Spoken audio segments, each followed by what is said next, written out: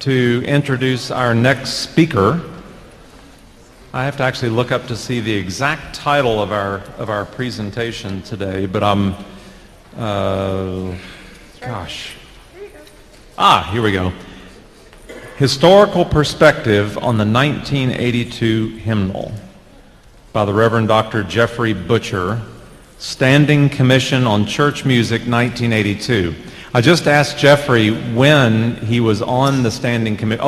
First I asked what the Standing Commission of Church Music was, and he went into this long description, and I still can't tell you what the Standing Commission was, except that they did publish the 1982 Hymnal. So I do know that.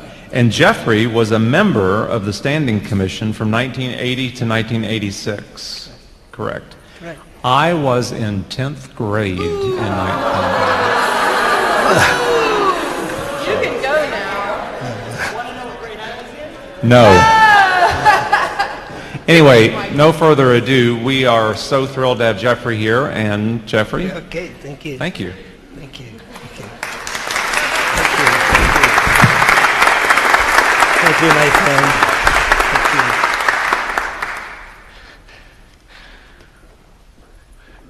Well, it's absolutely thrilling for me to be here. And to hear you this morning on that opening hymn, I got all choked up. I didn't sing many notes. I had too many tears in my eyes. Not only to see what was happening right now, but to remember back to 25 years ago when I knew Bill Gleason, and I was at the Cathedral, St. John's Cathedral in Albuquerque, and our verger, Paul Shoemaker, participated in some of those early conversations. And it was truly wonderful to see what's happened over these years. I have been very blessed with the vergers in my life. Back in Albuquerque with John Resiconi was the first one, and he went on to become a priest. And Paul Shoemaker, I was out at that cathedral for 23 years.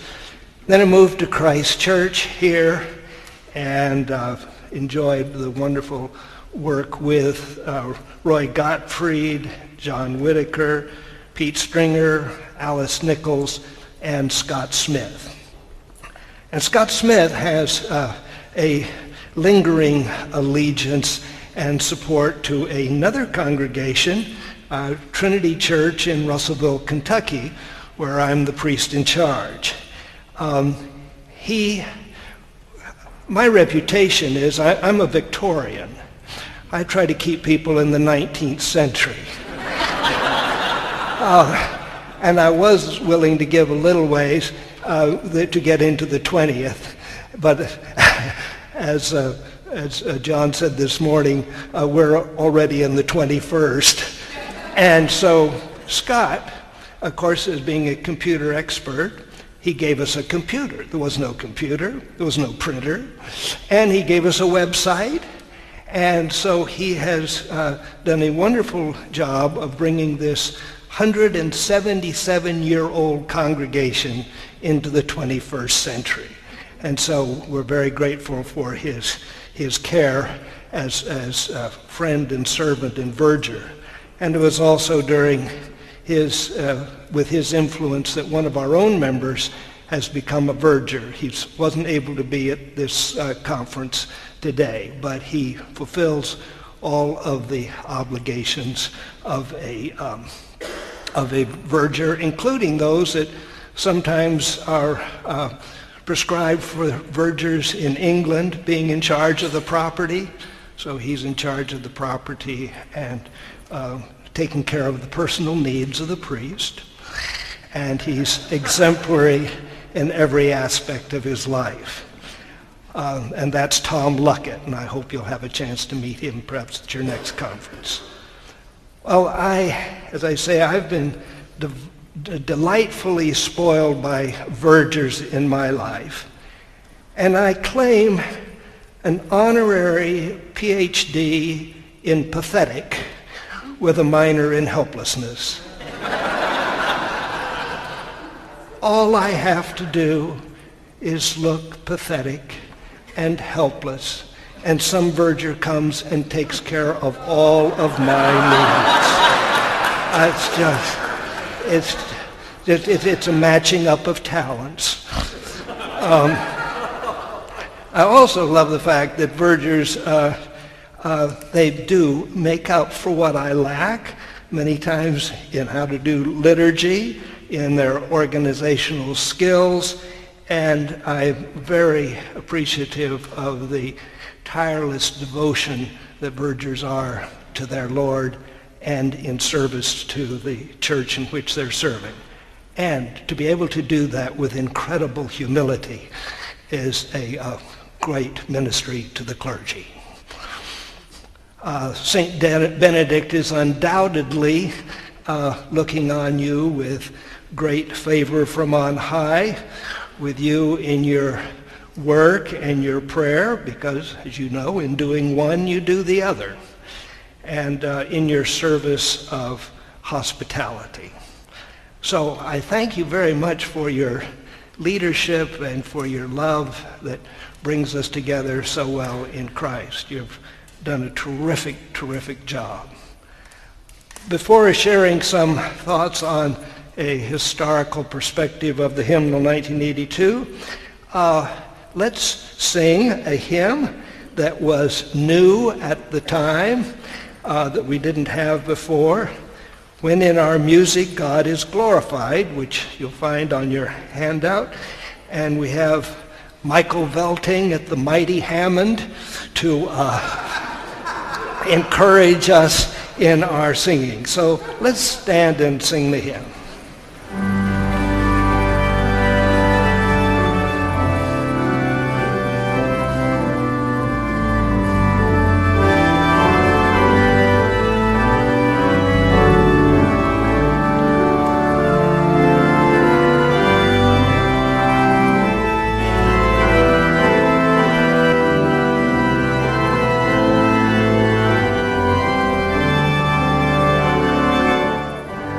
When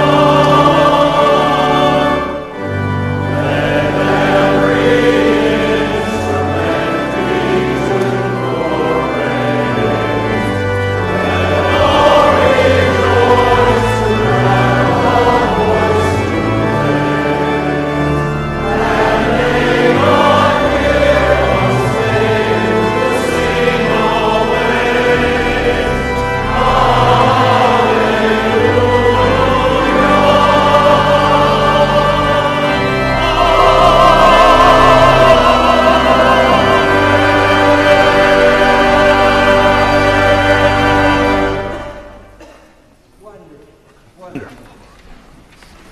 Oh, your singing is terrific. That was so much fun this morning at the Eucharist that some were singing the descant at the end of the closing hymn. Wonderful fun. Well, how did you like the Amen? We did save one Amen. And this is because it's all part of the musical work itself, where the Amen is important to it.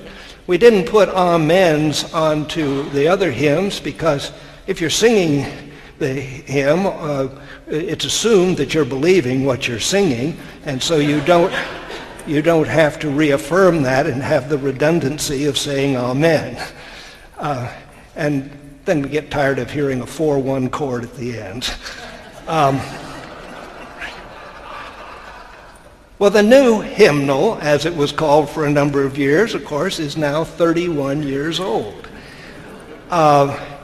It was approved at the General Convention of 1982, and the texts were approved by the convention because it's important that we sing what we believe.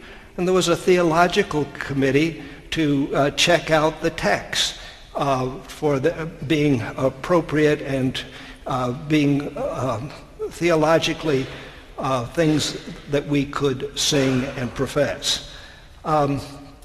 This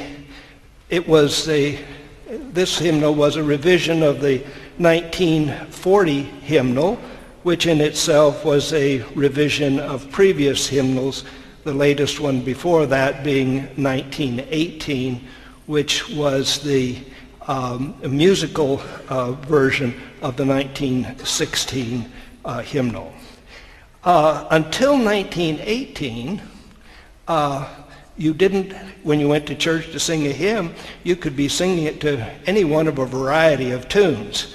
What this did was to sort of standardize the way Episcopalians are going to sing when you go to church. You know it's probably going to be with this tune, although sometimes there are an alternative tune put in place or suggestions for something else, so it can still happen. But as we were looking over thousands and thousands of hymn tunes and so on, I was on the Tune Commission, and it was wonderful just going through all these hymnals and playing them and so on. Every once in a while you come up with something that was just a little bit curious to us. You know the hymn, "There is a Green Hill Far Away"?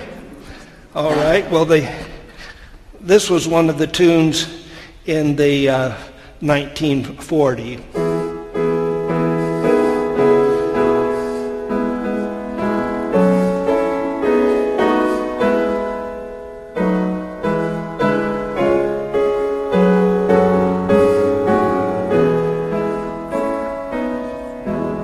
How many of you grew up with that tune? Oh, there are the hands, yes. And then there was also another one, which is the one that's in the 82 hymnal. There is a green hill far away, without a city wall, where the dear Lord was crucified, who died to save us all. Well, in looking over some of these other hymnals, this was a curious find. There is a green hill far away, without a city wall, where the dear Lord was crucified, who died to save us all. I think there probably is some wisdom in trying to standardize some of the tunes and texts, but musicians have a lot of fun. They like to have a party with a few drinks, of course, and then to sing, mix up all the texts and tunes, so they're singing it to everything that's wrong, and then, of course, it seems a lot of fun. I suppose it's a lot of hilarity worship in itself. Well, the Standing Commission had certain philosophical things that they wanted to accomplish, and one was to prepare a body of text which presents the Christian faith with clarity and integrity. And it was also to restore music which had lost some of its melodic, rhythmic, or harmonic vitality through previous revisions, and to strengthen ecumenical relationships with the inclusion of texts and tunes by other Christian traditions. And there's one hymn which has done both of those things, and that's "A Mighty Fortress is Our God," which we have now both versions. The version that was harmonized by J.S. Bach, and this is the one that we used to sing in the 1940.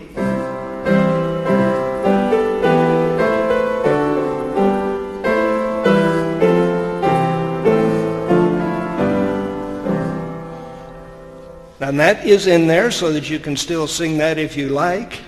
But then Martin Luther, of course, did the text for "A Mighty Fortress," but the saying is that he got the idea for his tune from a bar, and which was much more rhythmic excitement to it. And that is the version that is sung by our Lutheran brethren and brothers and sisters which we're in communion to. So we have that there. That's for ecumenical, and it's also for our own enjoyment. So that one goes like this. A mighty fortress is our God, a bulwark never failing. Our helper he amid the flood of mortal ills prevailing. That has a little more interest and excitement. We did the same thing with some of the metrical psalm tunes as well. Gave them some of the rhythmic, rhythmic fun that had been taken out of them to make it a little more discreet. So we put it back. Another thing was to use texts and tunes by contemporary artists, and you undoubtedly know Carl Dawes' beautiful hymn, "Like the murmur of the dove's song, like the challenge of her flight, like the vigor of the wind's rush, like the new flame's eager might. Come, Holy Spirit, come," with a lovely tune by Peter Cutts. And then David Hurd, who's been teaching at General Seminary for many years, had the greatest number of contributions. He's a fabulous person and a marvelous composer. He has 17 pieces in the service music, and he's also done 12 hymns. So we're very indebted to David, and he was on the commission. Great help. Wanted also to create a hymnal embodying both practicality and aesthetic excellence. Since we live in a pluralistic society now, and our church is much wider than with narrow boundaries, we now in the hymnal have a Native American hymn, "Many and Great, O God, are thy works." We have Afro-American spirituals. We had two in the 1940, "Were you there when they crucified my Lord?" and "In Christ there is no east or west." Now we have "Let us break bread together." It was "Poor little Jesus, yes, yes." When Israel was in Egypt's land, and "There is a balm in Gilead." And we also have a Spanish Christmas carol there, and it's right out of northern New Mexico. And it's "Sleep Now, Child," and it's very lovely. So we even have a Spanish, and it's both in the English and in the Spanish. Well, when this was all being prepared to have a new hymnal, people were thinking, well, what will we lose and what will we gain? I think some of them more concerned about what will we lose. And as it happens, the standard repertoire was certainly kept, and we haven't had problems with that. Prior to to making selections and so on, the church had a survey throughout the whole Episcopal Church to try to find out what hymns people liked and to place them in order so that we could have a sense of what was most popular. Some people, I think, started at the beginning and never got to hymn number 600 because the most popular hymn in the church was number 1 in the hymnal, Come Thou Long Expected Jesus.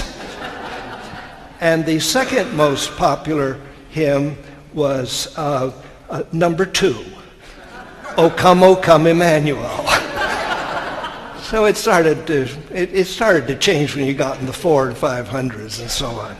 But one of the hymns in there it was number 565 in the 1940 hymnal, and it came in popularity as the 564th favorite hymn. Apparently, at the time in 1940, this hymn was quite popular, and it had been in the 1874 hymnal. How many of you have ever heard of or sung Breast the Wave Christian?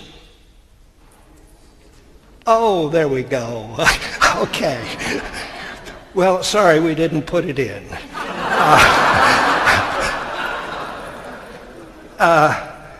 I'll give you a rendition. I can't sing anymore, but anyway, this is an attempt. Breast the wave, Christian, when it is strongest. Watch the day, Christian, when the night's longest. Onward and upward still, be thine the never, the rest that remaineth will be forever.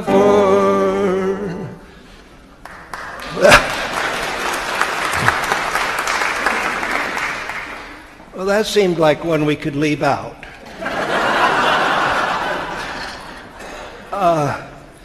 At the General Convention prior to that, all of the deputies were given a copy of what was proposed for the new hymnal, and it looks like this.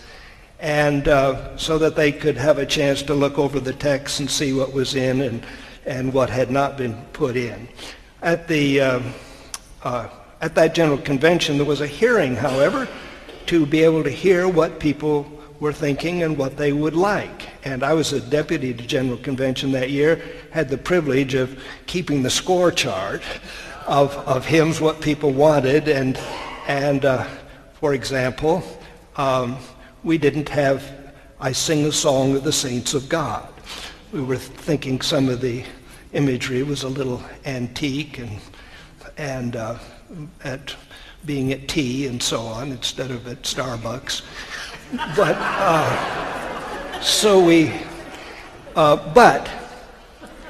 I made note of all of that and so on, and we had already prepared that we would be willing to give up 10 hymns. We had already figured that up, and then we could put 10 hymns in that they would like. So that all went, and we thought then we finally have this solved. So then it went to the floor to be voted on, and everything was passed, but they wanted the inclusion of Now the Day is Over.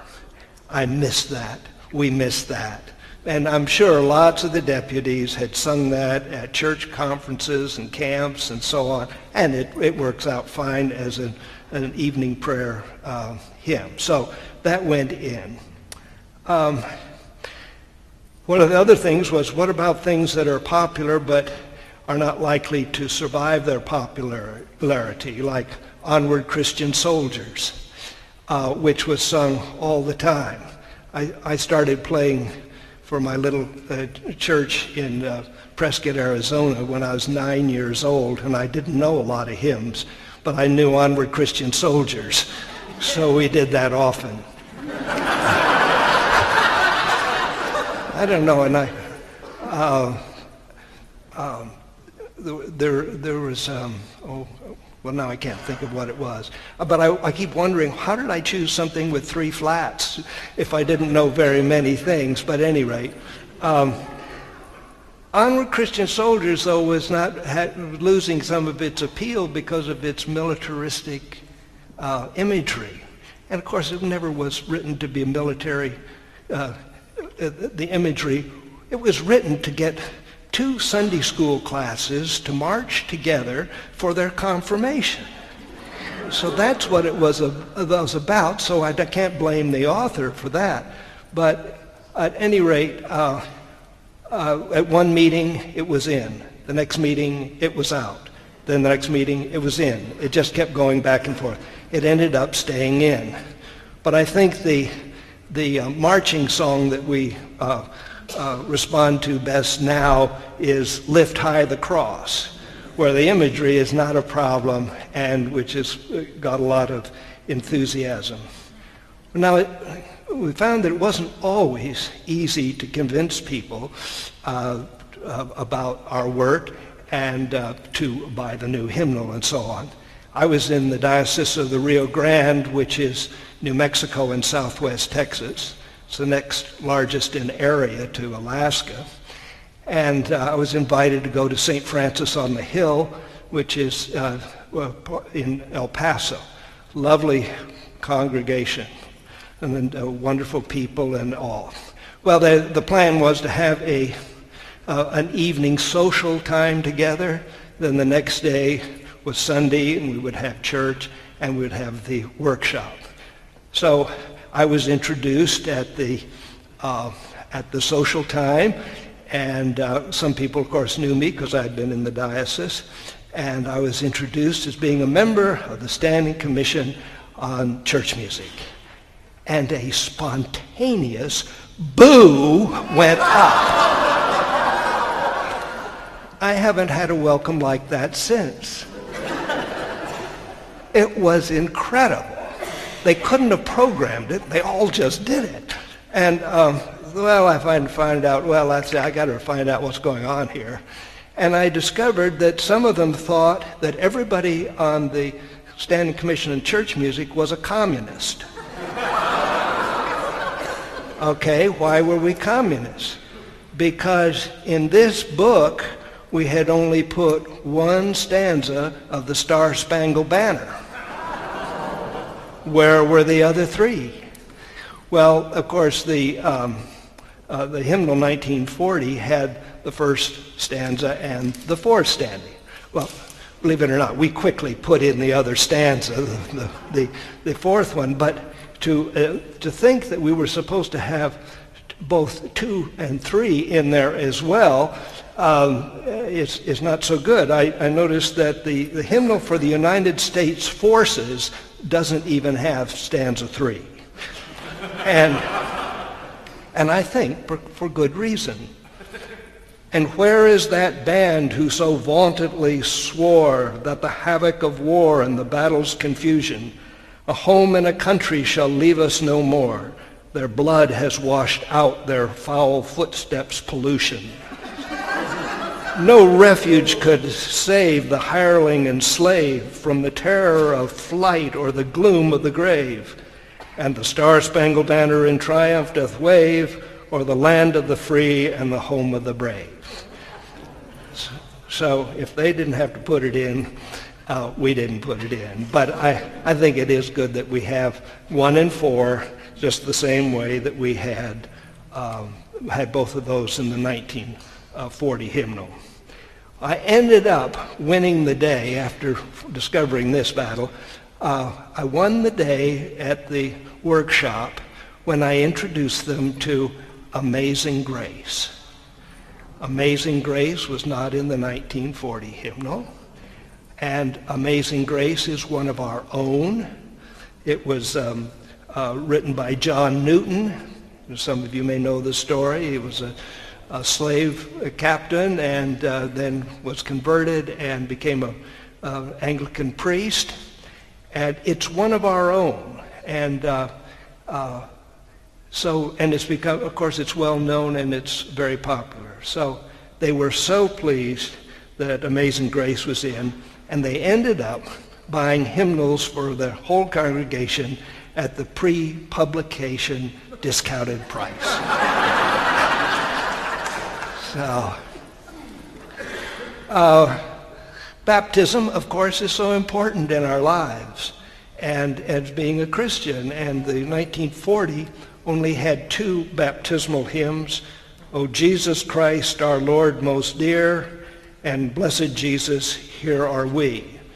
But the 1982 has 6, and others related, and no doubt in your congregations you sing, we know that Christ is raised and dies no more. I think that's used at every public baptism here at this cathedral. There are metrical settings of the Psalms, and the metrical setting simply means that you have to have the same number of syllables in each line of a verse, so that when you repeat it, you can use a hymn tune. So some of it has to be paraphrased, but they're good paraphrases of Psalms, and there are 37 of those in the 1982 hymnal, and a number on the 23rd Psalm, the Lord is my shepherd, the King of love my shepherd is, my shepherd will supply my need, the Lord my God my shepherd is. And then there's my favorite, which is a combination of verses from Psalms 148 and 150. And this is a very great British tune that is sung so often, and has been so often sung in England and in Canada, but we didn't have the hymn. And the hymn is O Praise Ye the Lord.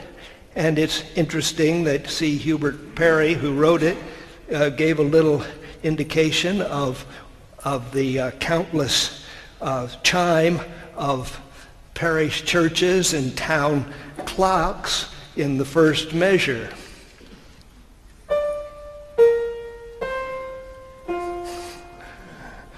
He didn't keep it going. Well, it's sort of a cute little, it's very warm and friendly. And the hymn, I think, is just great. And this was originally in part of one of his anthems, and he did so much to give a renaissance to the English music. And it was new again in our 1982 hymnal. Well, let's stand and stretch and sing it.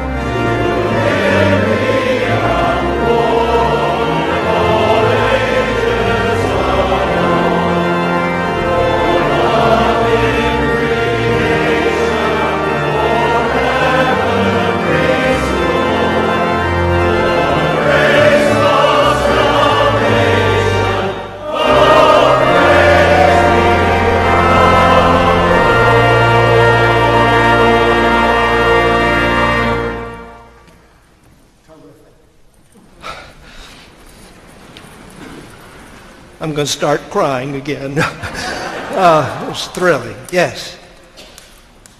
Why are there on some verses in some hymns an asterisk by the verse? Was that an addition or a deletion?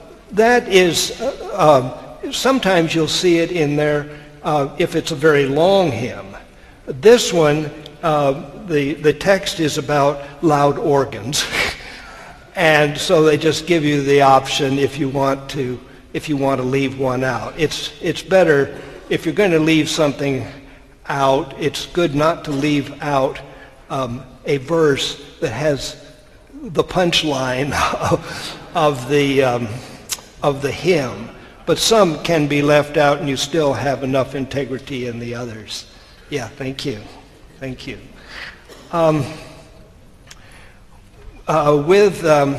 With both Rite 1 and Rite 2, we needed to be able to have settings of the service music for both sets of texts. And looking back, I'm of the opinion that the service music was not quite as accessible as the hymns.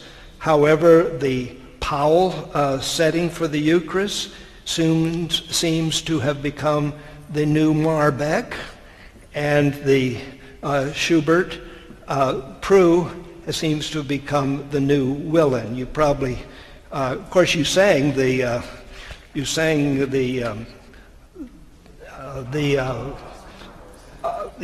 morning some of that. Do you remember the old Marbeck?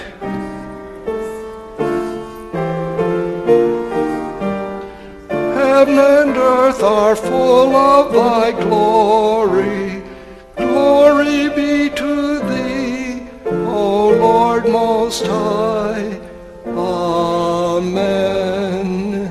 Well, that's but now the Powell has taken care of Rite 2. This is still in the hymnal, so you can, if you're doing Rite 1, you can do it. And so is the Willen still in there. Yes?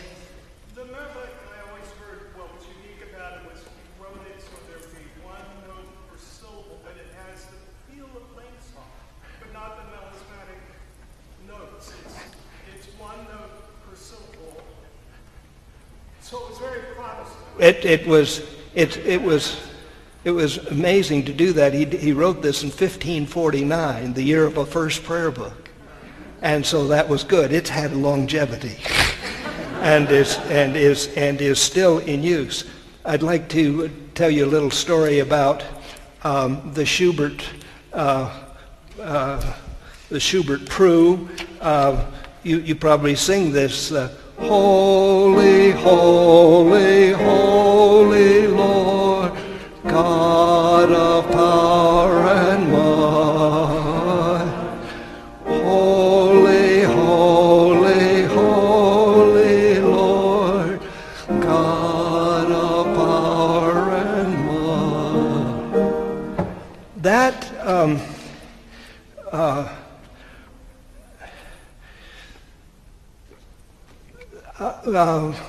Eric Greenwood, who was the rector of this church, was on the commission, as I was, and the commission is made up of bishops, priests, and lay people. And practically everybody was a musician as well, even in the clergy department. And Eric was on the theology committee, and I was on the tune committee, and so we weren't on the service music committee, so we could pick on them. They weren't doing their job as well as they might. But at one of the meetings when we were all together, Eric and I decided that we were just going to say that we've got to have service music that is tuneful, that is easily accessible for the congregation, something that they will love and pick up. Because there's a lot of that music in the service music department that I don't think gets sung much at all. Well, sitting in the room with us was Richard Prue. And Richard Prue said, well, I've been working on putting a Schubert Mass to the text of Rite 2. And we said, good, Richard, write it down. And so as the meeting kept on, he sat over there and wrote down the music, and then he played it for us, and we said, "Yay, that's it." So that's how we got that edition. Yes. You said that you wanted the service music to be accessible.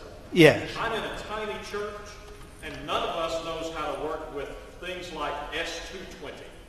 Could you just take S220 and explain to us how to do that? Well, let's see. I'll have to have a hymnal first. Yeah.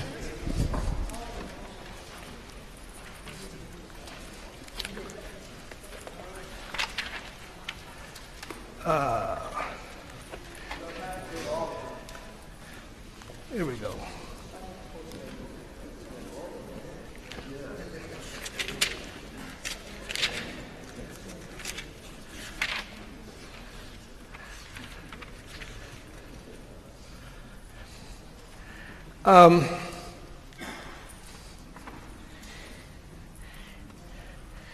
Let me give you an explanation.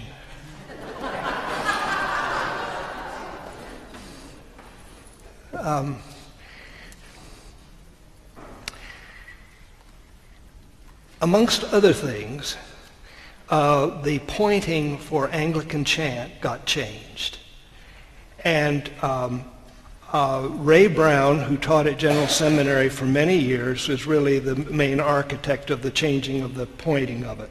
So before, we have a long reciting notes, and then just like the Marbeck, you'd have a number of syllables left so that you could sing the remaining notes, one syllable for each note.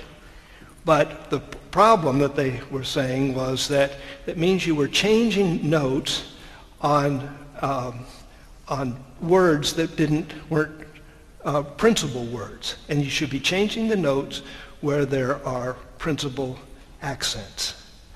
And so I, with a few others, were in a minority about it, because my thought was it isn't going to work. It'll work with cathedrals, with fine choirs. They can sing it beautifully, but it's difficult to do. Let me see.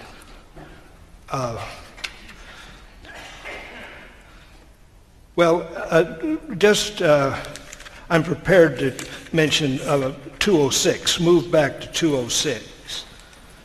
Or, no, it's not 206, it's something else. Well, I'll just demonstrate what it is. This is the way we used to sing in an Anglican chant. We used to sing the Te Deum to one of these tunes. We praise thee, O God, we acknowledge thee to be the Lord.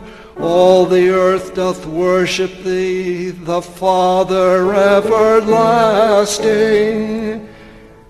That was quite easy, and congregations sang a lot of Anglican chants because the Eucharist wasn't primary.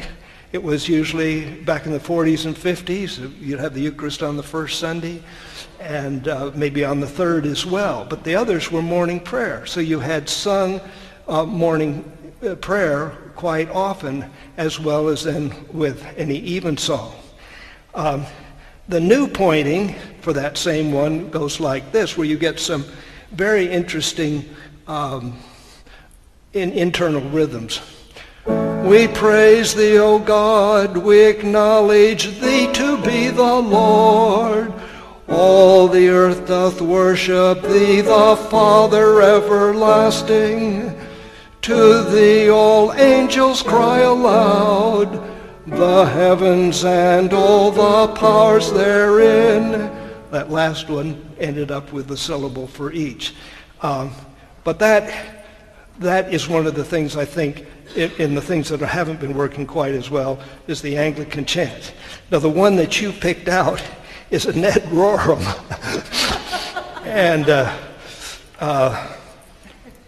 and I'd pick a different one.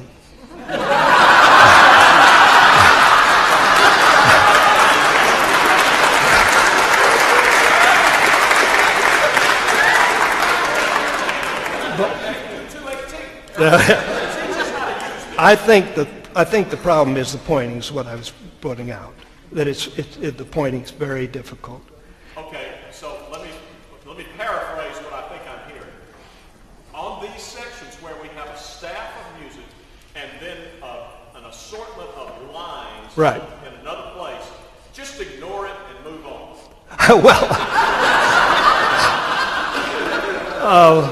Well, you'll have to know where to change something, but in that one, where you see the first line, you change note. You go to the after the little line, you go to the next note, but you sing two words there on the Seek the Lord. You sing two words on the next note, and then you move to the next note and then to the next one. So anytime there's that little bracket over it, you have to sing both words on the same note. And the little line that goes this way means that you move to the next note. What you have to have is an organist that can tell you how to do it. Yeah, but it's more difficult. Yeah, than it used to be. I think that I'm probably going over time, aren't I? Okay. You're too much fun to be with. Well, let's see. Well, you have the little outline there of the hymnals that the Episcopal Church has had over the years, and originally, you'd have your prayer book, and then they'd attach some hymns and some metrical psalms. They might add some tunes, which you could just see if they metrically fit any of those texts. And so there were a number of revisions, but as I mentioned before, it was 1918 before we had a standard pattern for what tunes would be with the text. And in the General Convention in 82, the texts were approved, but then the committee put the tunes with them, and the hymnal was copyrighted in 85, and then it was available in 86. Recently there was another survey to know whether or not to have a new hymnal. And the response from the members of the congregations was 2-to-1 not to do it. So it is held in good stead. And the clergy and organists, musicians were more likely to be for some change, but not enough to change that ratio at all. The one group that found that it was not working for them very well was in Province 9, which is the Caribbean and Latin America, northern South America. And of course, they were wanting more from the best of El Hymnario and Latin American charismatic music, and even some of the new music of the Pentecostal movement. So there have been a number of supplements put out, but the supplements are not used very much. They're not as anticipated. I think one of the problems is a lot of the tunes and texts are new in there, and until you sing them a number of times, they're still not familiar. And some of them are, it'd be just like some of the hymns in the hymnal that we don't use. You have to use them for a while till they become good old favorites. There's a great deal of diversity in music these days, and I had asked Ray Glover, who was the editor, to give me some comments about the hymnal. And he, of course, is very much for the hymnal, and he thinks it has stood the test of time. He doesn't say that everything necessarily worked, but he said until we know where we really are for the future, this is the good music that we still have. He asked, and when he wrote me, he said, he concluded one little group by saying, "Are we pastors, ministers seeking with love to serve God's children, Are we pastors or performers? Where is God in what we are doing? John Campbell gave you some questions to answer about your ministries. And indeed, this is what we have always got to remember is where is God in this? Are we pastors or just performers in the work that you do? And I know you do your work with beautiful love, and I celebrate you. Do we have time to sing the closing hymn? We do. Okay. Another new one. Text by George Herbert, music by David Charles Walker.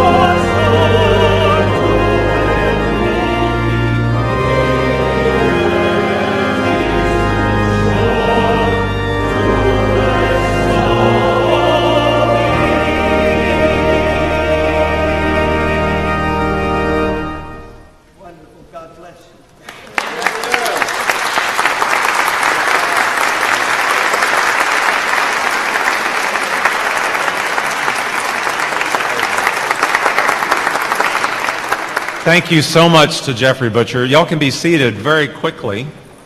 The only thing that I have ever known about hymnals and singing is that if you're ever verging, and like you're verging out and you don't know the voices to the hymn, if you mouth the word watermelon, watermelon, watermelon, watermelon, it will look like you know what you're doing.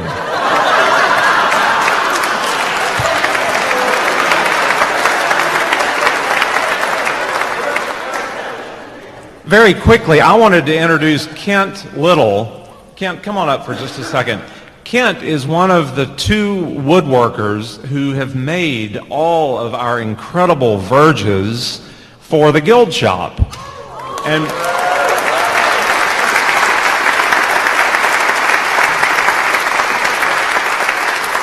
this is absolutely one of my most favorite pieces because it's one of the pieces of wood that they started doing some prototypes with. And of course, you know, the wood still remains, so you can kind of see how these things get made.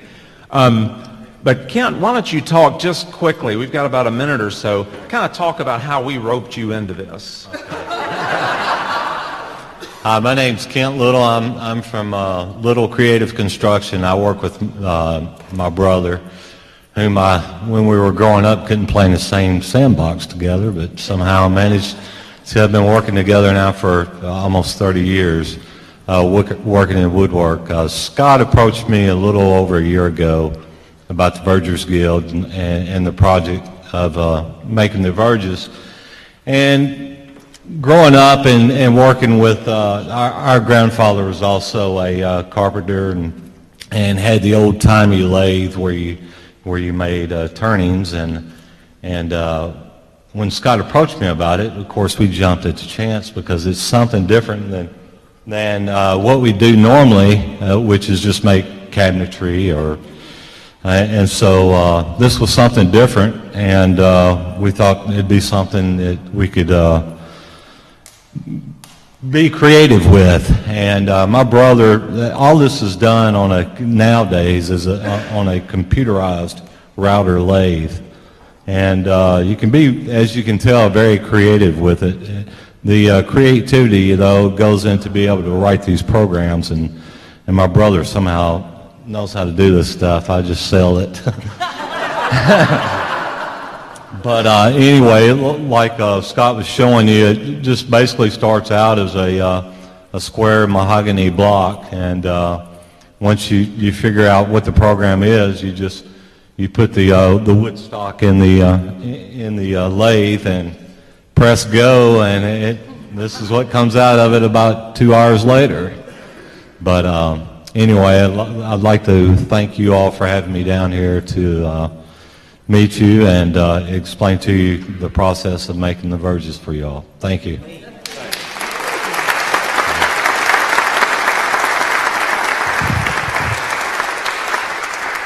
The Little Brothers have made 200 of the basic Verges that you see in the Guild shop that are for sale in the last year.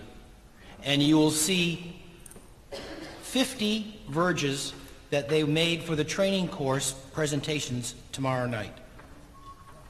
And these prototypes will be in the Guild shop for the rest of the weekend, and these are just some of the ideas that we were using when we made them. This is Kent just brought this one. It's a walnut verge that has, if you'll notice, there's an IHS here, and that is a duplicate of the IHS on the end of the fuse. So a lot of the carvings you'll see from other churches. And there's also a crown of thorns across the bottom. So take a look at these closely. Kent will have his business card in the Guild shop as well. If you want to have a verge made, they can make them for you specifically. But Kent, thanks for coming. Really appreciate it.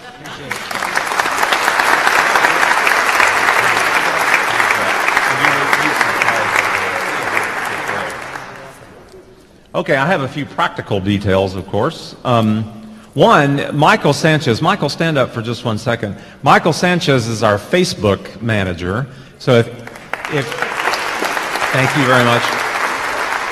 We now have 1,214 people on our Facebook page. I don't know where they came from, but just to tell you that Facebook, some people will hear Facebook, I don't like Facebook, that kind of stuff. Duke hates Facebook. This is a well-known fact. But this is like the one example of something that's really a good reason to be on Facebook. Get with Michael if you have any thoughts about that, any questions about it. You put the cards in the registration packet and that kind of stuff. So just check with Michael when you see him around. Okay? Thanks, Michael. One other quick thing, if you've tried to sign up for the text messages, we're using the texting quite a bit at this conference. If you text the word verger to that number, it works. Sorry, vergers, plural. If you have a capital V at the beginning of it, it will not work. So if it failed for you, make it a lowercase v. The number is 27538. So text the word lowercase vergers, plural, to that number. 27538. Thank you, Kathy. Okay. Rod, just very quickly, Roger, are you here? Yes, Roger, stand up. Rod, come up and let's talk about dinner tonight. I just thought briefly we'd explain dinner. Yeah, real briefly, rather than having everything structured, you're really on your own tonight. So in your packet, everyone was given a map, and over near the guild shop, there's a table. I'll be sitting there tonight about 7 o'clock, and you can pick up even another map. There's several options if you just walk out in front of the hotel or church and turn to the left. That's the main area, Broadway and 2nd Avenue. Most of the fare will be sort of honky-tonk fare, pub grub and beer and that sort of thing. If you want something a little bit better, you can see me, but when you come to see me, please bring your map and then I can mark on that. Also, at 7 o'clock tonight, I'll be near the guild shop. I'll be wearing a different shirt, so you'll be able to recognize me. It'll be more fitting for what we're going to do. And for those interested, we're going to go down and hit a few honky-tonks and just take in the Nashville sounds. Should I mention the Saturday things real quickly if I have time? Also, in your gift bag, you will have a coupon to the Ryman Auditorium. That will be marked on your map should you choose to do that tomorrow. Again, these are not organized excursions except for the Nash Trash, but find a group of folks. The birthplace of country music you'll certainly want to do. The Friss Center for the Arts right across the street from the hotel. Surely you can find that. That's easy. And then also another coupon to the Country Music Hall of Fame, and that's located south of Broadway. Again, it'll be marked on any one of your maps. And one other thing, some folks, after seeing the Parthenon last night, were really interested in, hey, how do I go do that? It's open to the public. There's a museum. You probably need a car because it's about 12 blocks away. It's on Broadway. Go onto Broadway and turn right. West. Well, it's West End at that point. Sorry. Same street. Yeah. Thank you.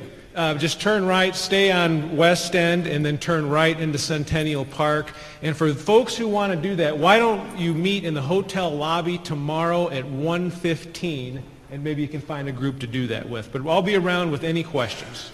Great, Roger. Thanks. Again, quickly, for tomorrow, the Nash Trash Tour, if you haven't paid for that, that's $30 per passenger. You can pay for that in the guild shop. Today, actually right now, we will be starting our next sessions at 5 minutes ago. Verger 307 is over in the Holiday Inn Express in the amphitheater. And the customary for tabernacles, ombres, and oils with Dean Kimbrough is right here, so stay here for that. At 3:30,